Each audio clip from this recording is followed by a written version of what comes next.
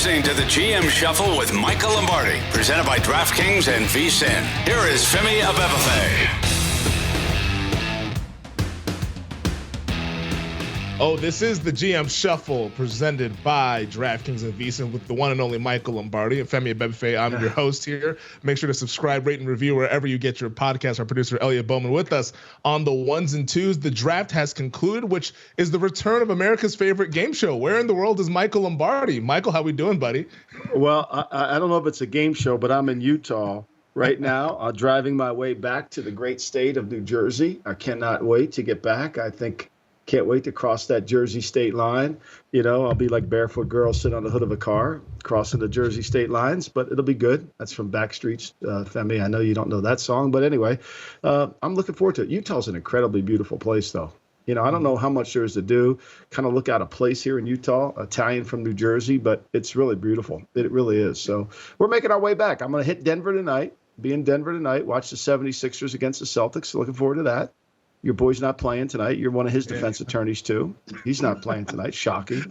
I don't think he's playing. Who knows? He's not a client of mine. No, he is going to win MVP tomorrow. So I know you guys are out in Philly. We'll go celebrate that. Of course, we're going to have a huge parade for him because, you know, winning MVP is the most important thing in any sport, right? I mean, you want to win that. And because winning a championship has no relevance at all, you know, but I think this is I think this is, you know, to me, it's symbolic of the whole thing. Like, it's more about personal accolades than it is the team. I'd rather hang banners than hang MVPs, but so be it.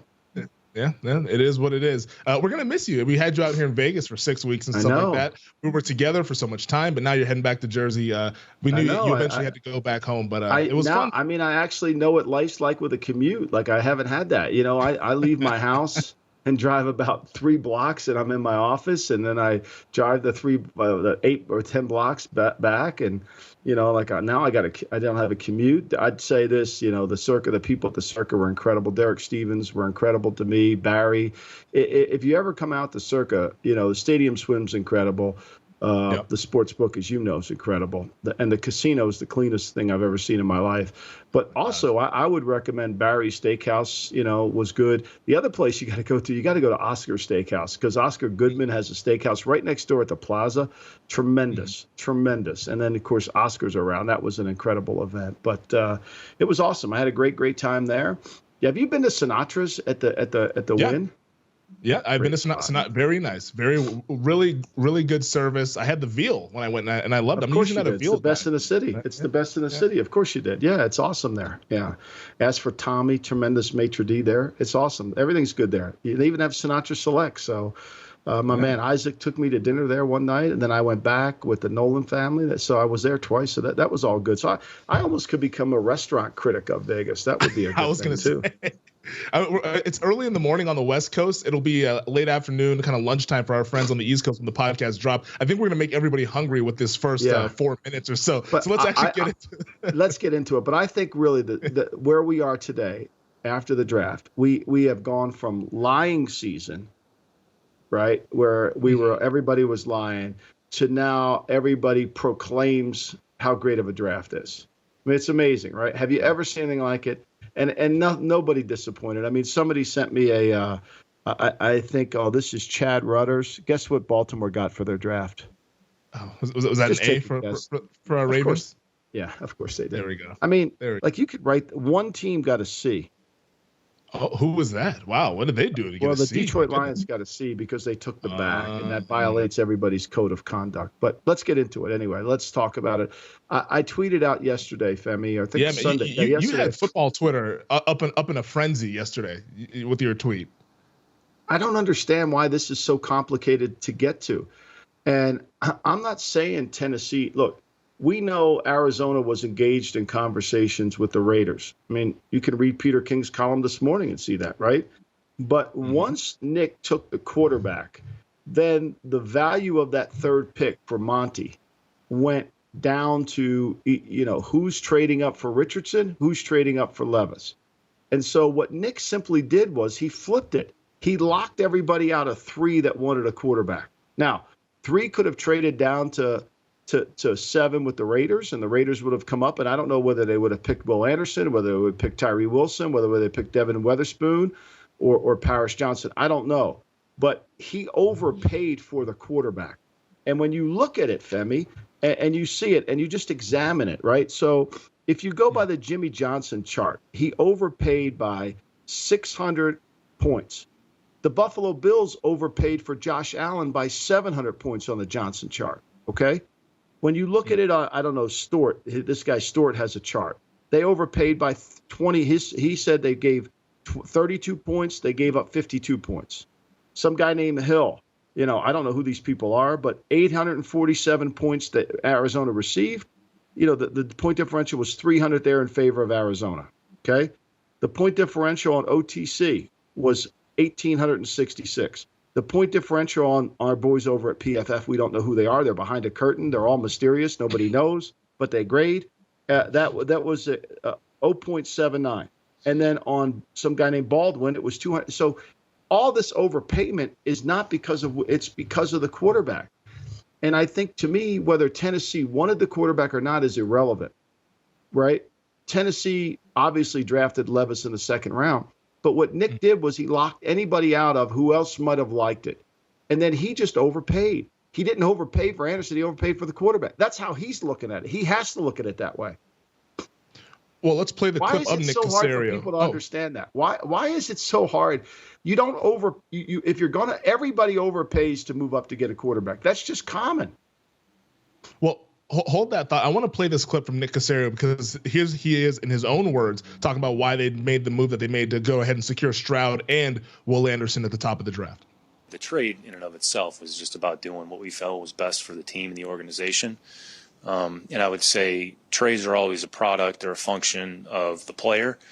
And, I would say just from our perspective, it's not about like what the points tell you on a chart. If you have conviction about a player and you want a player and you think the trade is the right thing for you to do, then you go ahead and do it, which is what we did. So I would say we're certainly not worried about like what the points are and what the trade chart says. I mean, it doesn't really mean anything. So the trade was really driven more by this is a player we thought would bring a lot of value to our team. So that's why we went ahead and did it. Okay. Sam, I agree with what he said completely, right?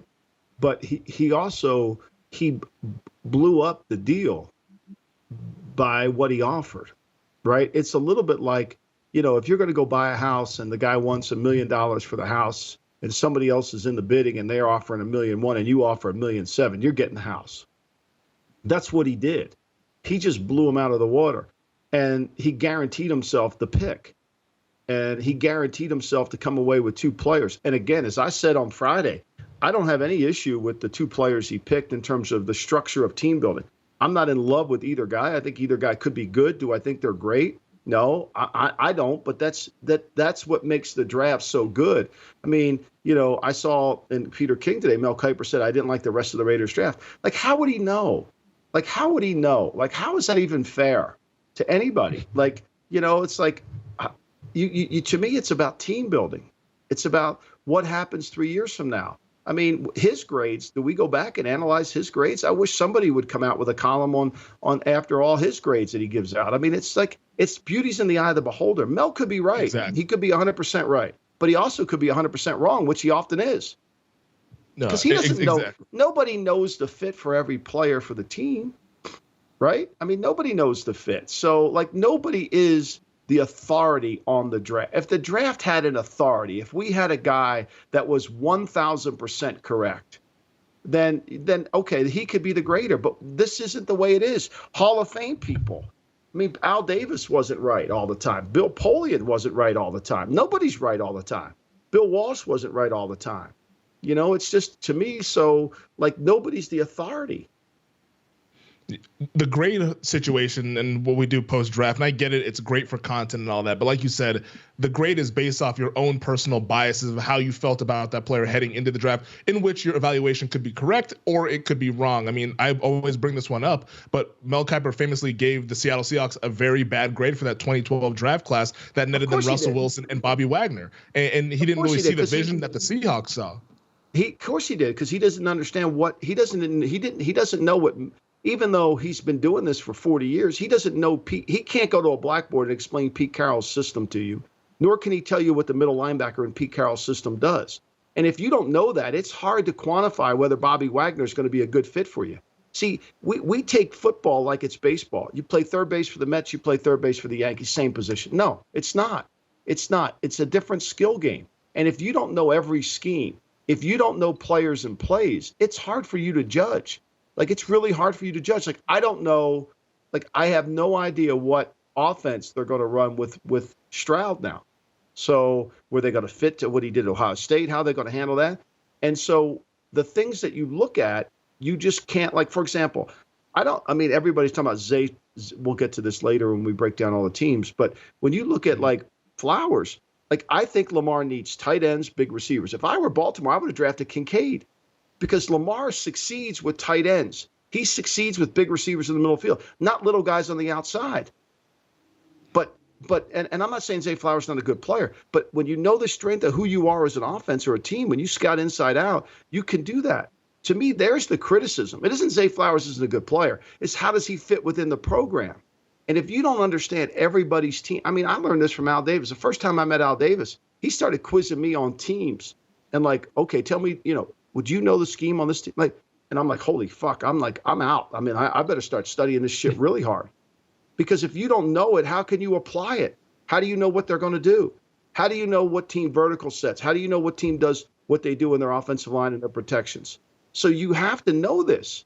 And so people that are grading these drafts, they couldn't tell you. I love it where they said Bill Belichick will draft Nolan Smith because he fits what he does. No, he doesn't. No, he doesn't. He has no fit for what he does because they're not playing 34 all the time because Nolan Smith's going to have to be a DPR for him. He's going to have to be on the edge of the line. He wants to set the edge. He's not going to be the overhang player. He's going to be the end of the line player. So you got to understand all this shit. No, I do think that's a key point to keep in mind when you're taking the context of these grades here. I want to ask you, though, about this compensation that Houston sent to Arizona, because you've made the argument that saying, hey, the Texans boxed out Tennessee and the Las Vegas Raiders by taking Stroud at number 2. What would that compensation have looked like if they took Anderson at 2 and then the bidding war got underway for number 3? We'll discuss that. We'll take a quick break. This is the GM Shuffle with Michael Lombardi. You're listening to the GM Shuffle with Michael Lombardi, presented by DraftKings and VSiN. Here is Femi Abebefe. So in case you missed it, yesterday, Sunday morning, Michael Lombardi tweeted this out. And I want to read this just for the folks who might not have seen this on Twitter. You tweeted, when you break down the Texans trade to number 3, it will be valued as they traded for Will Anderson, when in reality, they traded for C.J. Stroud, and the comp they paid represents trading for a quarterback. So let's do the hypothetical scenario. I know it's already been done, but I just want to kind of play this out to kind of illustrate what you mean.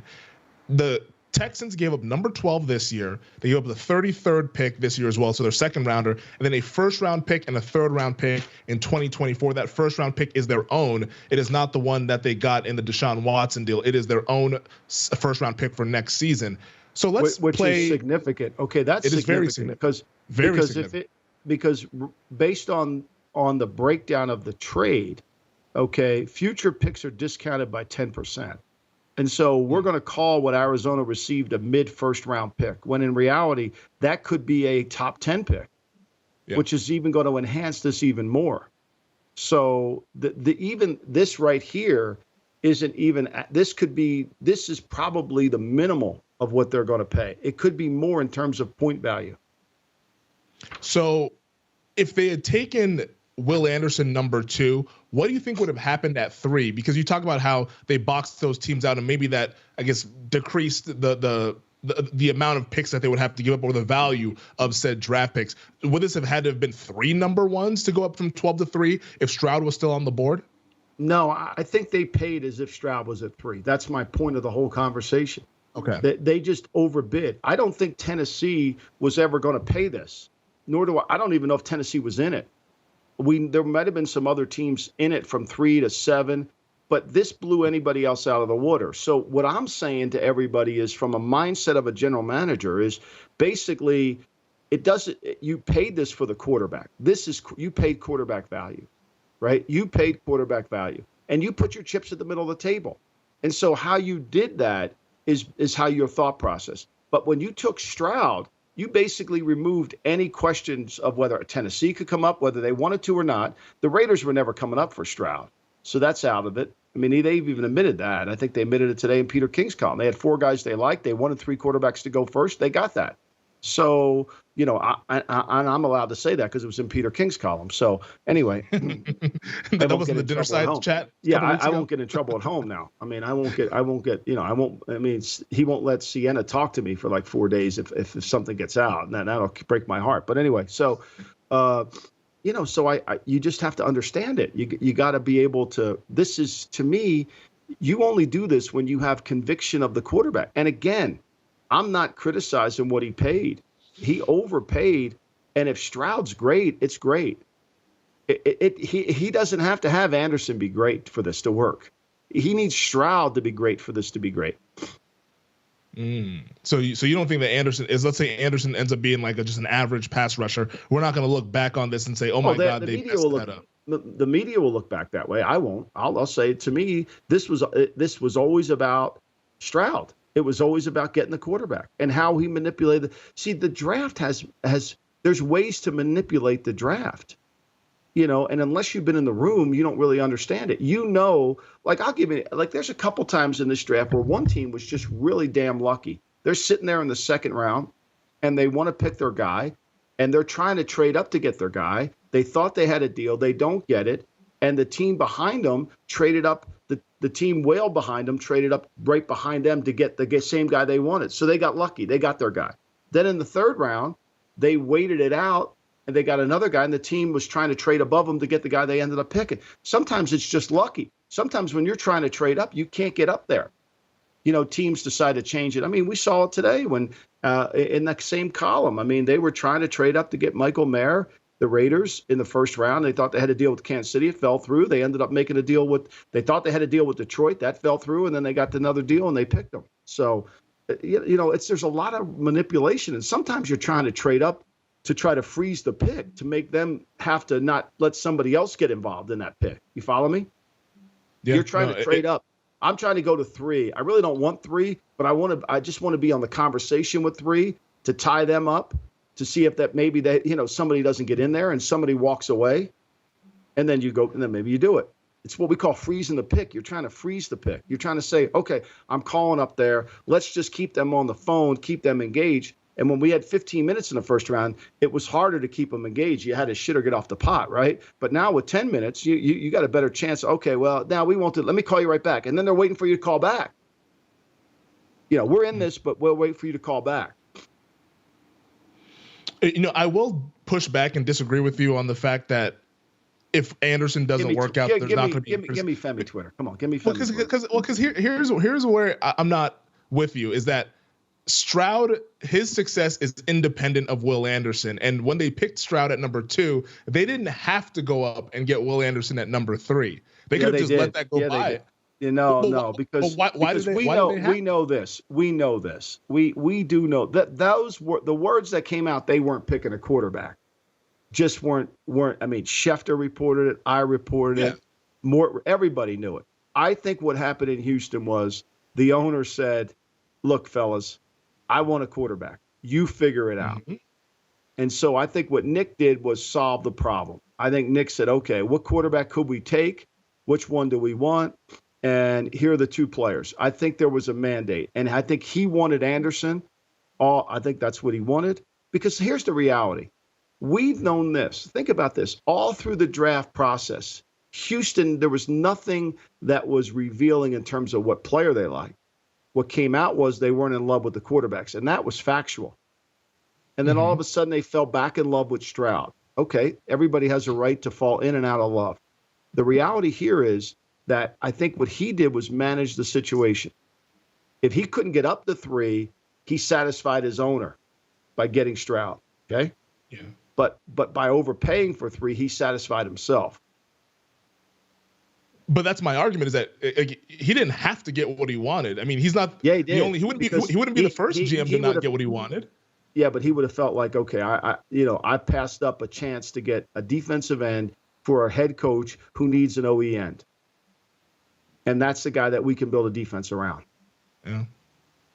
Yeah, I mean, he paid dearly for it. Look, he paid dearly for it. Good. He paid dearly for it. But again, this is all about Stroud. You might think it's about Stroud. If Stroud's good, then this trade nobody went back to what the Texans paid for Watson originally. Nobody's gone back to what the Chiefs paid for Mahomes. Nobody's gone back to what Buffalo paid for Allen. It's all worth it based on what they played like. Again, it's how they play. It's not where we pick them. So when you're giving up picks, I mean, is Justin Fields going to be worth 2 number ones? You're going to get your white hair on and you're going to get your robes on and have to defend this now. Was he worth the trade up? Yeah, the games will be played this fall. We're going to find out. But I guess the games have been played for 2 years. I know you've ignored those, but that's okay. All right. Well, yeah, that the data sample size was corrupt. Now we have an actual. Well, he doesn't have players around them. He doesn't have any players around them. See, you're learning. Yeah. But I guess I'm with you on the point to where they made the deal to try to satisfy both parties, McNair and also D'Amico Ryans. My point is just that if Stroud is good and they didn't get Will Anderson, the team could still be good. Now they would have had to try to find another pass rusher. Maybe Caserio and Ryans were just absolutely in love with Will Anderson and think he's going to be that next dominant edge player. But if Stroud is good, that's where this thing really takes off. They didn't have to go up and get 3. They had to do it to satisfy both parties, but they didn't have to do it in order to be successful, I guess is what I'm saying. Yeah, I mean, look, I think, no, they could have stayed. I mean, he could have stayed still, but if he stays at 12, there's some talk that they were going to pick Meyer at 12. I don't know if that's true or not, but there was some conversation about that. So if he ends up with Michael Mayer and C.J. Stroud in the first round, that doesn't look as good as having Will Anderson and C.J. Stroud, especially if you're a defensive head coach. Yeah. No, on paper, I think it looks really good with Stroud and Anderson now in the fold in Houston. I was looking at their win total. It's 5.5 at the Westgate here in Las Vegas. So it could be an interesting team that's a little bit better than people think with the roster that they put together. Let's breeze through some of the rest of the AFC South here. We're a little bit behind schedule, but hey, we're going to get it all in because this is our draft extravaganza recap. The South is where all the quarterbacks were taken. We saw the Colts take Anthony Richardson. We saw the Titans take Will Levis. It looked like that was going to be the case before the draft started and ended up playing out that way. Yeah, I mean, how about Jim Irsay saying that he would have taken Anthony Richardson, first overall? I mean, look, I thought Chris Ballard and Shane Steichen said it well, that we're taking this guy on what we feel like we can develop and move him forward. And you can't argue with that. I think, to me, that's the case. I think the corner they got in the second round, the 44th pick, I actually think he was better than Joey Porter because he can cover. I think Joey Porter was a cover 2 man, more of a cover 2 player than he is a true one. And I think, to me, Jacksonville getting Harrison gives them a right tackle. They got a good running back in Bigsby. And I think, to me, that when you break this down, the Titans, I mean, I don't know. Like the Titans, Will Levis, I know everybody thinks that's going to be a good pick. I have my doubts. I love Spears, the running back from Tulane. I think he'll be a good player. But I think the Titans are on a rebuilding program. I mean, I think this is going to be a little bit of a long slug for what's going to happen. And I think Rand Carthon's going to have his work cut out for him. Yeah, no, we talked about it a little bit on Friday on the Lombardi line on our show on VSiN. And I brought up the point that how Will Levis maybe falling out of the first round might have saved his career because the pressure is not going to be there for him to immediately perform. That's typically there for those guys that go in the top 5, top 10 picks. Rooting for Levis, I'm rooting for all these quarterbacks, to be quite honest, just because the better the quarterbacks are, the better the league is. Well, I mean, you're on retainer on most of them, so it's probably good. You'll defend them all. No, that's your boy. Your boy Danny O's on retainer for Levis. Some of the comments that he made. How about him? He changed it. How about when he said, "Oh, I didn't like the Lions draft, but they went back." Well, then he read Twitter, and Twitter, he got mad at him, so he changed. I mean, does anybody react to Twitter more than this guy? I mean, come on, just who cares what Twitter thinks? Like, they're in their basement eating meatloaf. Like, seriously, does anybody really like? I got some guy giving me shit all the time on Twitter. Like, do I really give a crap? Like, who cares? Like, I mean, and that's his, that's his job, is to give you shit on Twitter. Look, my job is to give Gerald Posner shit on Twitter, the guy who wrote the book, Case Closed, about Oswald being the lone gunman. I mean, my job is to give him shit. I'm going to keep giving him shit until he debates Jimmy D'Angelo. I'm going to keep giving him shit. Well, I get it. giving him shit, but you're not eating meatloaf. You're eating fine dining and steaks at Oscars and berries and all of the above there. So we'll make sure that we'll do that next time you come out in Las Vegas. We're going to break down more of the draft on the other side. We'll take a quick break, though. This is the GM Shuffle. You're listening to the GM Shuffle with Michael Lombardi, presented by DraftKings and VSiN. Here is Femi Abebefe. Let's keep it rolling with our draft recap extravaganza. The NFL draft has come and gone. It's so much build up to just 3 days, and it flies on by like it never even happened. But the AFC North, an interesting division. I think one of the best divisions in all of football. I don't think you're going to hear too many arguments against that. What did you make of how these teams went about their team building process this past weekend? You know, I thought what Pittsburgh did, getting Broderick Jones, the left tackle, trading up, it cost them just a fourth to get him.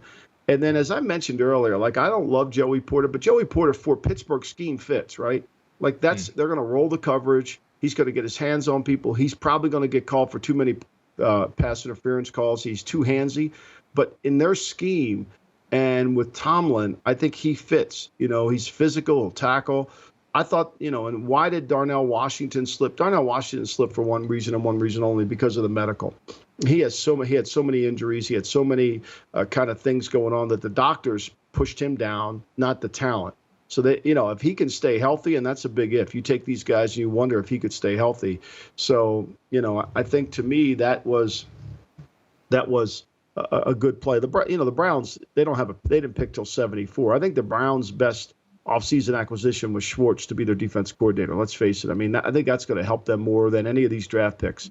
And if they can come in and play a role. And then, look, let's see. You know, the Ravens, they got an A. We know this. I mean, again, I think they would be better off with an inside. I would have picked Dalton Kincaid, because I think Dalton Kincaid could have been really a difference maker. Now, I know they've got tight ends, but with Lamar, you need to throw the ball in the middle of the field. I keep saying that. I mean, they need San Francisco style of offense. I thought Cincinnati did really good. DJ Turner, they get Battle the safety. You know, they get Miles Murphy, a guy. And I think one thing about Cincinnati that gives them a little advantage over a lot of people is they let their coaches are good evaluators. I think Lou Anarumo is a good evaluator. And so he's able to find players that fit what he wants them to do and fit them in the system. That's a huge advantage. And when their coaches can evaluate really well, and they're just not grabbing and change their mind. I mean, how many times I've been in a meeting where one day a coach likes the guy, the next day he doesn't like the guy, based on all perception, based on, you know, I don't want to put my nuts out there. Where I think Anarumo does that, and I think he really is good. So, look, I think, Baltimore now is back. I mean, 4 out of 5 games, they win because of Lamar, you know, and with him back on the team, it's going to help. Yeah, no, it's a happy weekend in Baltimore there, with Lamar signing that 5-year, $260 million extension with 185 of it guaranteed. I do want to point this out about the Cleveland Browns, though. I thought they made out pretty well given the hand that they were dealt with, given that, well, they put themselves in that position, giving all those picks over to the Houston Texans for Deshaun Watson. But DeJuan Jones, when a lot of people were high on in terms of the talent, some football character stuff going around there, the Ohio State tackle. But if they can get him going, that he can be a really good offensive lineman for them. And then also the sneaky 5th round pick, Dorian Thompson-Robinson, the quarterback out of UCLA. Yeah. I liked him at UCLA, played a lot of games there. That could be something. A lot of games. He's clearly not going to be the QB1, but maybe you could flip him if he plays well in the preseason and plays well in some spot starts over the 4-year contract. Well, the one thing, you get an experienced guy. I agree with you on that. So, you know, I mean, look, you can get a tackle in the 4th round. I mean, like, that's like gold.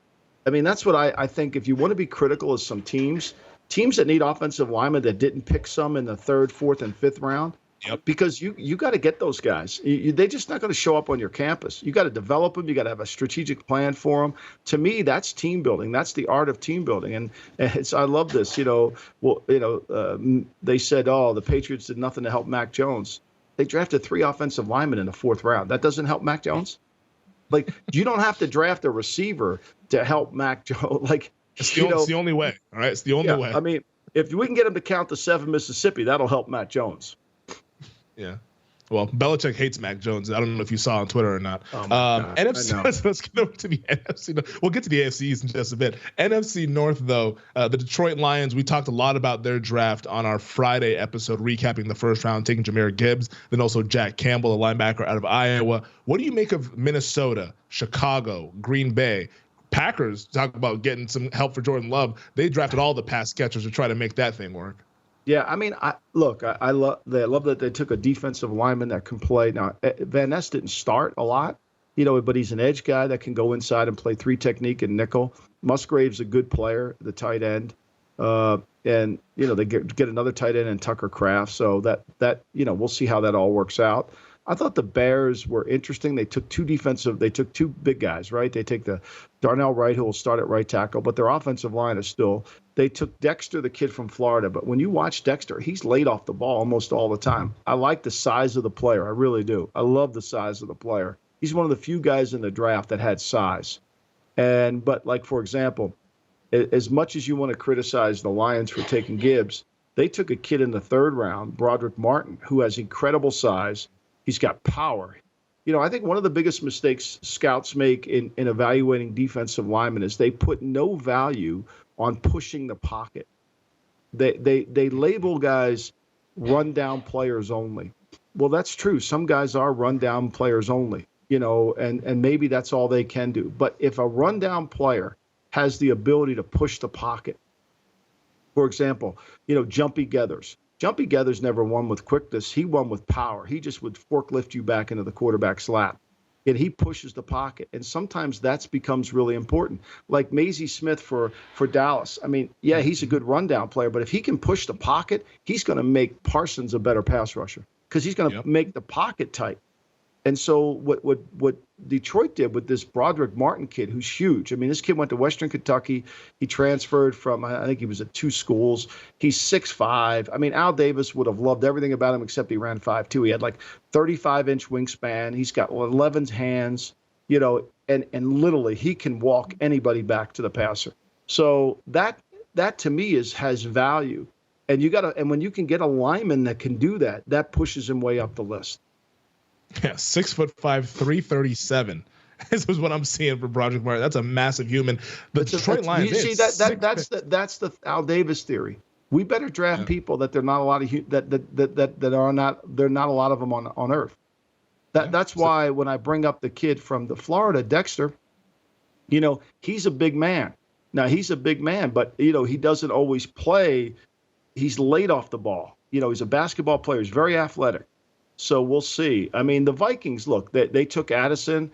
I think there's no doubt that the Giants probably would have taken Addison, and instead the Giants got a good player in taking the corner Banks from Maryland, and because there was that run on. I like Gibbs. Laporte's a good player for I think at the end of the day, the Lions, maybe you don't like the order, and they know something about Swift that we don't know, right? They gave Swift away. Think about this. They traded Swift to Philadelphia for essentially a 5th-round pick. Because when you boil it all down between the comp picks in the 3rd round, I mean, so that means nobody was offering anything for Swift. Because when you're taking Philly's pick for Swift, you're basically, there's nobody else out there. Because if Pittsburgh would have offered a 4th, they would have taken that. If Jacksonville would have offered a 4th, they would have taken. If anybody would have offered a 4th, they would have taken it. They know something that we don't know about. I love Swift. I think it's a great get for Philly, but there's more than meets the eye here, and so Detroit knows something that you just can't criticize them for. Do you think they know something that we don't know, or it's just based on his inability to stay on the field? I think they know something about why has his inability to stay on the field. Like, for example, I was told, that one of the concerns about Richardson, whether this is true or not, was he has tight hamstrings. Okay. Well, that means he's prone to having hamstrings. So, I'm sure that the Colts did a lot of homework on that and made sure that's clean. But you got to make sure, sometimes there's some things that keep a guy from getting on the field, whether it's arthritis, whether it's a turf toe. I can remember being in New England. We took Byron Stork. He was a really good offensive lineman from Florida State. But the doctors kept saying he's not going to be able to stay with that foot. And after a year and a half, he couldn't do it. Same thing, we took a receiver the next year in the 4th round from Georgia, and the same thing happened. Like the doctors say, hey, this guy's not going to last very long. And they end up being right. Sometimes they're wrong, but when they're right, they're right. Yeah, and when they're right, sometimes they can help you dodge Malcolm a bullet. Mitchell. It was Malcolm Mitchell we took in the 4th round, and he had a lot of talent, but the problem was he had a degenerate knee, and so maybe Swift has a degenerate knee. that has arthritis in it. Now, Philly probably will pass him on a physical. They'll look at it. And for Philly, it's no big deal, right? They can evaluate him, and they don't have to move forward for any new contract. Yeah. Well, Philly, they have a couple running backs who have health issues with Rashad Penny as well, who they signed in free agency. Let's get to the NFC South here. The highlight of this division, of course, Bryce Young going #1 overall to the Carolina Panthers. But what about New Orleans, Atlanta, and Tampa? I love New Orleans. I mean, New Orleans, they get it, right? They just say defensive lineman, offensive lineman. They just keep banging away at it. I think the Kenry Miller kid's going to be good. The Jake Herner kid they got from Fresno State, that kind of started everybody off trying to get it. Look, you can say whatever you want about Atlanta, but when you got 4 defensive linemen over 30, and you're trying to find defensive linemen later, it's harder.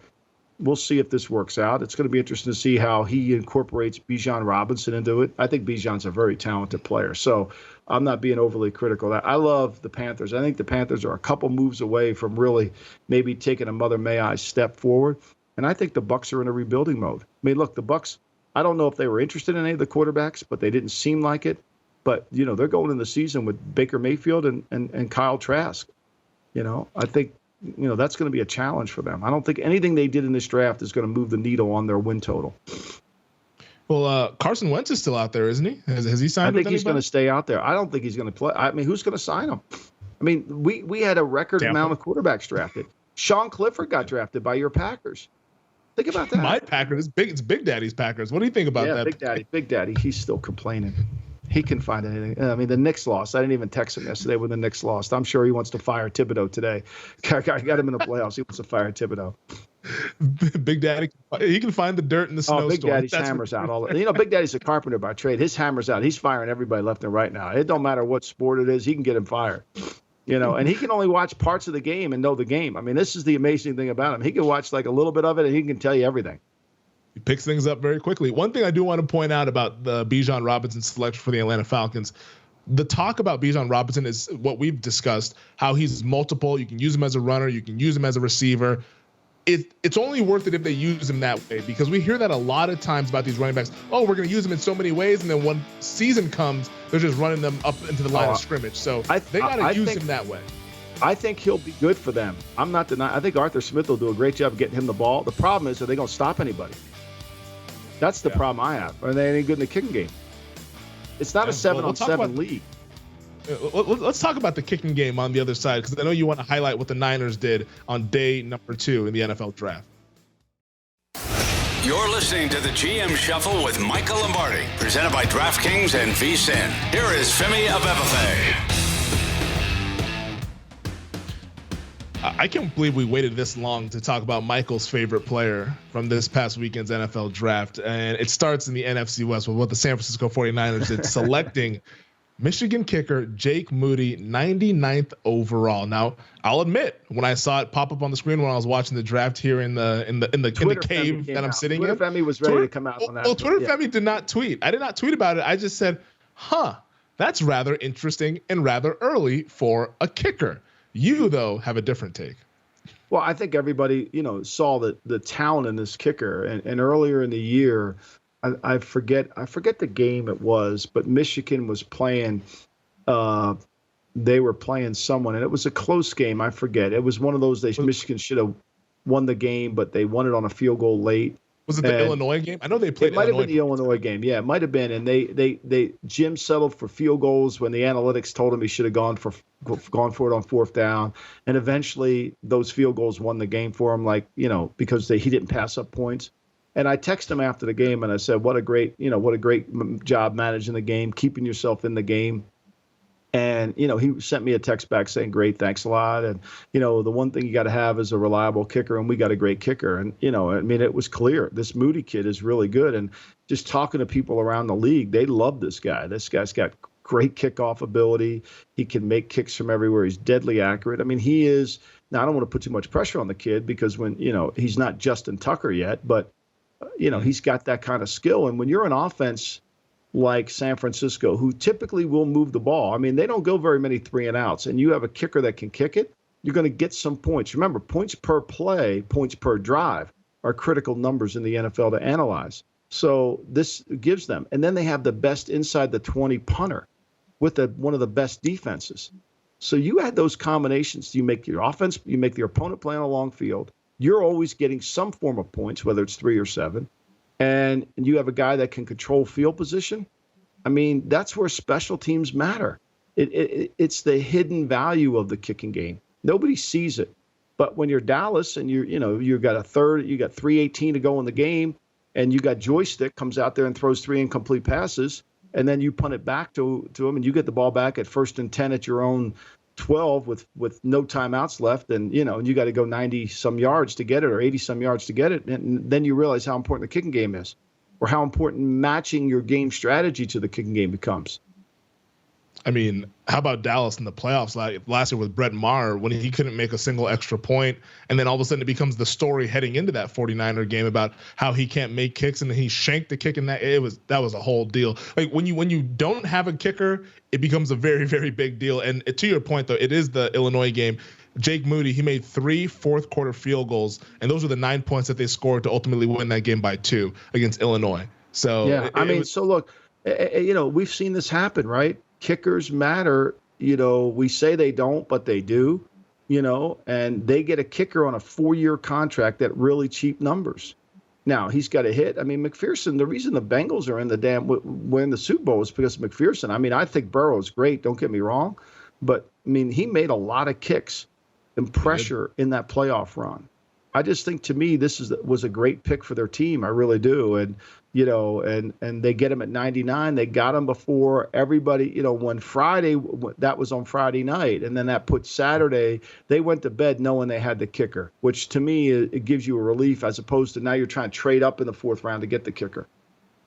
Well, here's 49ers head coach Kyle Shanahan on the reason why they picked that kicker, Jake Moody, 99th overall out of Michigan. Still can't believe we didn't take a running back. But, it was a necessary need. And but if you're going to do it, you better do it with the right one. And, we felt like we got the best kicker in the draft. It's not quite as fun as some other things can be, but I think it would be if we'd had a bad kicker for the last 6 years. I think everyone would be like, all right, we finally invested and we got one. But, when you have one who's been like Robbie and so consistent, it's a little anticlimactic, but it was something that is extremely important. You know what he's saying there is we didn't want to get rid of Robbie, but we got to pay Nick Bosa. That's what he's saying there. We didn't want to get rid of Robbie, but we can't keep paying Robbie and pay Nick Bosa. So we shifted. We got somebody hopefully as good as Robbie for cheap, and so now we're going to pay Nick Bosa. That's what he's saying. He didn't want to get rid of Nick Bosa. He didn't want to get rid of Robbie, but the NFL salary cap forces you to make choices. And by drafting this guy in the 3rd round, it gave him a choice. Yeah. Well, Nick Bosa is about to get paid coming off of that Defensive Player of the Year campaign that he had. What did you make of the rest of the NFC West, though, and what they did in the draft? I mean, I think the Cardinals set themselves up for the future. I mean, they got Paris Johnson. They finally drafted an offensive lineman. They got a bunch of picks. I think the jury's still going to be out on that, on what they did and how. Look, they need an influx of talent. So whoever they picked, whether it's, the defensive lineman from LSU, the corner Williams, Wilson, the receiver. I mean, all that, they all have to come in and play well because they're to me, their talent level, especially in the offensive and defensive lines, are voided. Same thing with the Rams. I mean, the Rams need, whoever they picked have to play. I thought the most interesting pick was Stetson Bennett because to me, there's a lot about Bennett that, not only his age, but there's other things that but Sean obviously saw something in him, and he feels the quarterback. I like Seattle. They got the inside slot receiver. They got running back Charbonnet, another running back in the 52nd pick, and then Witherspoon gives them a legitimate man-to-man corner to go along with all their other players. I think this is another good draft for Schneider. I mean, they're closing the gap. I think they're another defensive lineman away, especially an edge rusher to close that gap. Yeah, no, and that's why I felt that Will Anderson would have probably been the apple of their eye if he was there at number 5 there to try to shore up that edge rusher spot there. But Seattle is adding to a really young and talented roster, and they continue to make that step forward. Maybe they challenge the 49ers in the division because the 49ers, look, they're a really talented team, but we still have uncertainty at quarterback with Brock Purdy and the elbow injury. And then, your boy Sam Darnold, he might be the week 1 starter. How about that, huh? I would bet that. I would bet it before Trey Lance, but that's just me, But I'm sure there's some people out there, some at our network, that are going to bet Trey Lance to be the MVP again this year. They're going to waste their pick. St. Jude's is available if you want to make that donation. Well, apparently the 1-800 number has been canceled, according to John Lynch. But for some reason, though, if somebody dialed it, I think you would pick up the phone. I mean, that's a great point, though. I mean, think about this. If you're D'Amico Ryans and you get the job in Houston, right, and you're sitting there, Lance, right? If you thought Lance, wait a minute, you could say, Nick, Lance is better than Stroud. Why won't we just trade for Lance? Maybe you don't think he's better than Stroud. I didn't say that. You did. You were implying it. Or maybe even Tennessee. Tennessee moved up to get Will Levis. Exactly. Man. Do you wonder why the 1-800 number got shut down? Well, the number doesn't work if nobody calls it. Let's talk about the AFC West, though. The Kansas City Chiefs, the defending Super Bowl champions. They didn't really draft any big name guys. They were picking late in the draft and all that stuff. We'll see what happens. I mean, whatever the Chiefs did on this draft weekend wasn't really going to matter to what they do in 2023. The Chargers, Broncos, and Raiders are trying to close that gap against Kansas City, who's been running that division for the better part of a decade now. Yeah, I mean, look, the kid they drafted, the edge rusher Felix Azuma. A lot of people said that they took him too early. Who knows? But I think, to me, the strategy of picking defensive linemen, they get the offensive tackle at 92. If he hits, the Chargers were interesting in the sense that, I felt they needed a defensive tackle. There probably wasn't one there. They take Quentin Johnson, who there was a lot of he didn't get invited to Kansas City because there was some questions whether he was going to be a first rounder. He kind of fits what they are at the Chargers, a vertical outside receiver, not great hands. Broncos, they moved around the board like Sean likes to do. They made a few trades. Riley Moss is a very athletic, fast corner. But, I mean, and then the Raiders, the Raiders get two really good character players. Wilson, where they talked about the tap. So the tap is a psychological thing that goes back to the late 80s. Bob Troutline has been doing this for years, and he does a tremendous job. And it gives you a profile of the player, and you can dig deeper into it. I wrote about it in Gridiron Genius. And so what that tap kind of tells you about is the heart of the player. Like today, the Daily Coach, we wrote about the ability to take talent, but talent that sees themselves as underachievers. That's that heart, that ability to drive yourself forward. And that's what Wilson's tap indicated that he had, which is tremendous. When you have a guy with his much skill set and that much competitiveness, you're going to hit. And the same thing with Mayer. And so the other guys, they've got to look. The Raiders are no different than the Cardinals, really. At the end of the day, they need talent. But I'll say this about the Raiders: their locker room's different. You got Devontae Adams, you got Garoppolo, you got kid like Mayer Wilson. All of a sudden, you got Max Crosby. You got some guys that are just they want to win, they want to play football. That permeates its way through the locker room. I think that's probably the bigger strength of all. I want to talk more about Michael Mayer, the Notre Dame tight end, who they picked 35th overall. We talked about him a lot on this podcast, and you mentioned, you mentioned how you watched his 2021 tape and his 2022 tape, and on TV, he looked like a stud tight end. But when you actually watched the all 22 film, it was a little underwhelming, or wasn't as good as some other guys here. 21 was much better. 22 was not a good year. I don't know if he had injuries. See, one thing about college football, we don't know the injury report. So when you're watching them, But I mean, I don't know what his weight was, if he got bigger, But everybody, the Brian Kelly era at Notre Dame, they all love this kid. They think this is one of the greatest kids they've ever had, and he's got magnetic personality. So, and Josh McDaniels know how to use it. I mean, they'll use him as a Y. He's truly a Y. Laporte, who Detroit took right above him, he's more of an F. He's kind of going to be in the slot, move around, line up in the backfield. Mayer is going to be a Y. And if he goes back to that 21, he can be really a good player. I mean, I actually, before this draft process started, I thought, shit, that guy should be a top 10 pick. But then the 22 year didn't lend itself to that. Mm-hmm. If the Raiders end up going with that 21 personnel or 12 personnel, they want to put him and Moreau on the field at the same time, then Moreau's not going to be there because of the injury, I mean, so he's not going to be there, but they're going to have to, they're going to be in a lot of, I would think they're going to be in some 11. They'll be in 12 because they got to get Jacobs the ball, right? They're going to get Jacobs the ball. They're going to run it. So they need somebody at the end of the line that can handle that. Yeah, and Michael Mayer, he had a lot of experience blocking at Notre Dame and also a pretty good pass catcher as well down the field. We have two more divisions that we need to get to here on the GM Shuffle. My favorite division, the NFC East. We'll get Michael's thoughts on the Philadelphia Eagles and if they're going to hang the banner in the springtime before the games are even played. We'll discuss that. And also the AFC East. Everyone wants to know what you think of the New England Patriots draft. We'll talk about that on the other side. We're going to take a quick break, though, but this is the GM Shuffle with Michael Lombardi.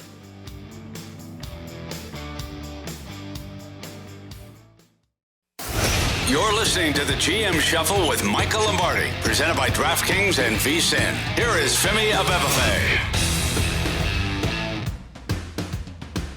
All right, we've saved the dessert for last year, Michael Lombardi. Oh, yeah. Both East divisions here, the NFC East, the AFC East, a couple of divisions that are near and dear to both of our hearts here. I think my memory of this draft will be your face when the Eagles drafted Jalen Carter. You know, I mean, you were between tears, pain.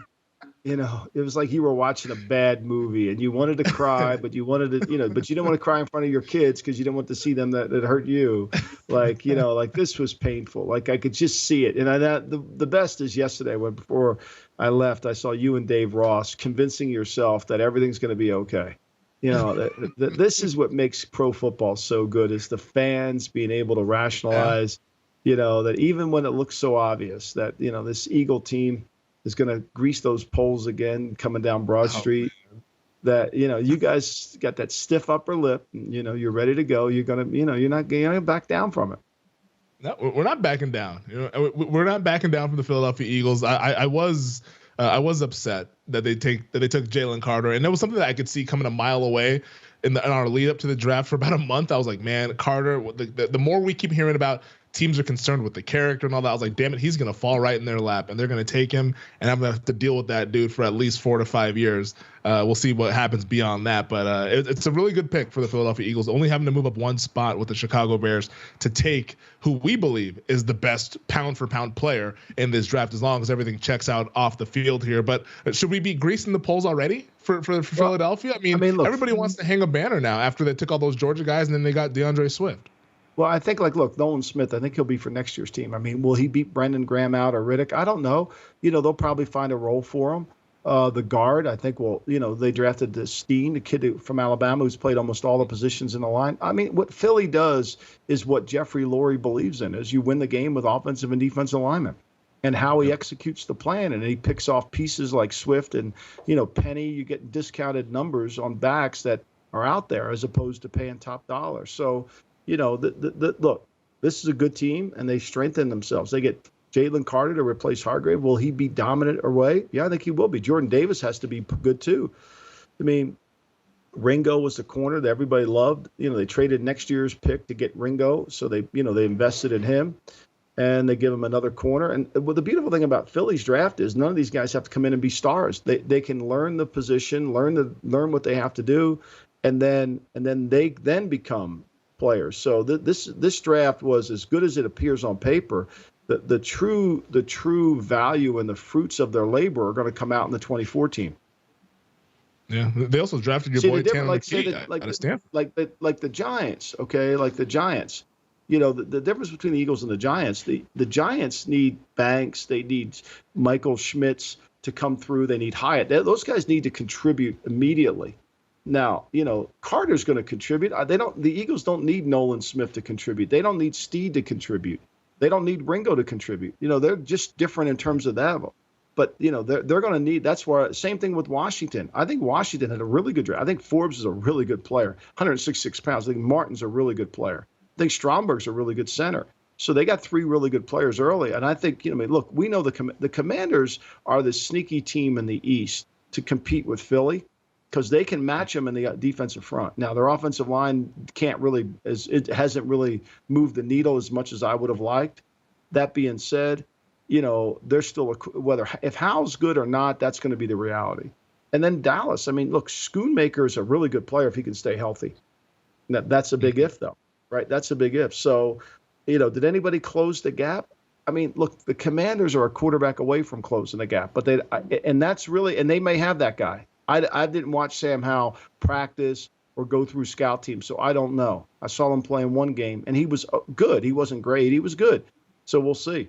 Mm-hmm. No, I think Sam Howell is arguably the most interesting player in the NFC, just like how he's going to perform this year, because the gap between what the Commanders can be, or like the I guess I want to say the spectrum, it's a wide spectrum. They could either be really good if he's good, or they could be, really bad if he's a bad player as well. But I don't know if I'm really interested to see what bad. happens. I think the two things that you have to worry about, I don't think the running back situation in Washington is as great as people think it is.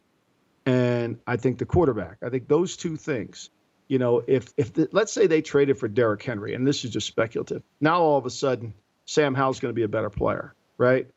Mm-hmm. And they're going to be a different kind of team, and Henry would give them would enhance their defense tremendously. I'm not saying they could trade for Henry. I'm just saying, like, if you they don't have that back, huh? The aggregators are going to get you. You keep putting stuff out there like that. But they don't have that back.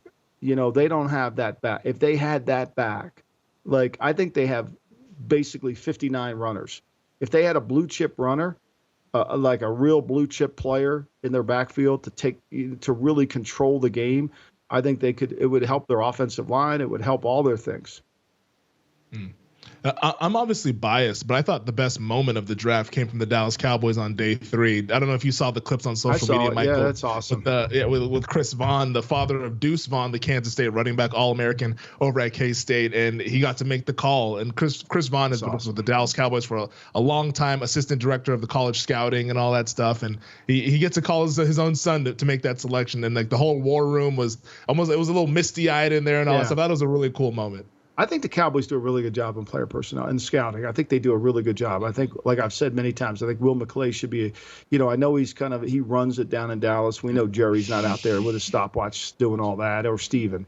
So, but he does a great job. And what I admire about Will is he doesn't mind staying in the background. He knows his role, and he's about winning, which I think is really important. So that was a great moment. I mean, anytime you can enjoy your children's success, there's nothing better. No, that was really cool. If you haven't seen it, you can go see it on the Dallas Cowboys Twitter page. They've been tweeting about it all weekend, and rightfully so, because it was really cool. Let's talk about the AFC East. The Buffalo Bills are the favorites, plus 130 at our show sponsor, DraftKings. They took Dalton Kincaid with their first overall selection. The Jets added some guys in the trenches, Will McDonald, Joe Tippmann, the center. Dolphins, though, they added more speed, because that's what they love down there on South Beach. And then New England, who we had Bucky Brooks on the Lombardi line. He felt that their first-round pick, Christian Gonzalez, could be the most impactful defensive player in year 1. Yeah, look, his skill set is off the charts in terms of athleticism. Is he going to be physical enough to tackle? And this isn't a question of whether he tackles, the guy he covers. He'll tackle that guy. He'll get that guy. It's he's going to come up and be the edge support guy. And they'll get him to do that. This is it. Plus, it gives something New England hasn't had. They needed a size corner. And the white kid is a violent edge setter. He's really a physical player. And they'll get, and he can play inside and outside. He's athletic as hell. Now, he can turn and run with wheel routes. Moppy, the kid from Sac State, is really an interesting player. When I was watching him on tape, you kind of have a sense that he looks like Steve Atwater out there, but he's a way better athlete than Steve Atwater. And he's in the Hall of Fame. And I'm not saying this kid's a Hall of Famer. I'm just saying, when you look how big he is in the box. He's a linebacker. And he's exactly the kind of player that New England needs to compete with these running quarterbacks, because they need somebody who can be in the box, who can run, who can tackle. This kid's really smart. What I love about New England's draft, I know they got the kicker in the 4th round, which was important. They got 3 offensive linemen. They get the center, Andrews, who I think is a really good center from Troy State.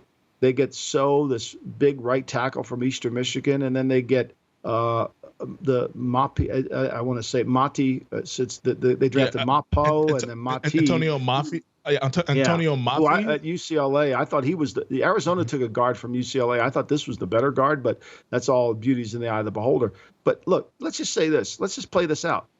They take 3 offensive linemen in the 4th round. They get 2 of those guys to start for them and play good. That makes your draft an A. Doesn't matter what else you do in your draft. You got 2 cheap offensive linemen that start and play above the line, that can play against anybody. That's a home run. That's team building. That's what you have to do, because you can't pay for Joe Thuney in the open market. It's hard. You're paying for that. You can't pay for those guys. So I like that. I like Kincaid for Buffalo. I think this we may see Buffalo more in 12 personnel with Kincaid and Knox. And I think if they went to 12, especially if Knox is the slot receiver, because Knox is more of an inside big receiver, it could help their run game a little bit. And Osiris Torrance was a guy that a lot of people thought was going to go in the first round, but his medical is going to be the concern there. Is he going to be good enough? And then, I mean, look, the Jets take two big guys. And how can you argue with that? They get a center in Tippmann, and they get McDonald. And so, look, we know this. I mean, this draft, it's funny. Baltimore gets credited for signing Lamar because they get an A because they signed Lamar. And poor Miami, who trades for Jalen Ramsey, they don't even mention him in this draft. And they get seriously, they gave up a 3 for him. So I think that's their draft. That these guys from Miami aren't going to impact their team. Jalen Ramsey will. Well, maybe Devin Achane, the running back out of Texas A&M, fast guy, maybe he impacts them. We know Mike McDaniel likes to kind of rotate those running backs in and out. But he didn't call any run plays, so how the hell is he going to do it? Well, you got to highlight my man Tua in that passing game with Tyreek Hill and Jalen Waddle. So we'll see what happens later on this season. But that's the NFL draft. We went through it. We recapped all the divisions. Our draft extravaganza recap has come to an end. We do have an important programming note. There will be no podcast on Thursday. So make sure to write that down. Put that in your schedule. But no we'll pod be back on Monday and Thursday. We will be back Monday. You got to let me move across the country here. I got to move across the country slowly here. Yes, so don't tweet at me. Tweet at Michael and say, "Hey, get back to Jersey, all right?" Because we need another. I'm getting there. Don't worry, I'm going to get there eventually. I got to see, I got to take dogs. It's just not an easy maneuver. Yeah, I don't. It doesn't look like it. Making a trip from Vegas to Jersey sounds like a long road trip. We wish you all the safe travels. Make sure you stop by, get some nice little food, and along the way, maybe go check out another presidential library if you have some time. I wish I had time to go to the Truman Library. I don't know if I could talk Millie into that, but we'll see how that goes as I pass through there. Yeah, well, I'm sure you'll find a way to talk Millie into it. But next week is exciting, though, because the schedule is going to come out next Thursday. The regular season schedule. We will know all 272 games, and then we can really start to dive into this. We might have to do that pod on Friday after the schedule's out. We might have to do that. Yeah, we might have to shift it to a Friday pod. Yeah. All right. Yeah, we'll talk to our guy, Elliot Bowman. We're going to keep going back. Keep collecting your data.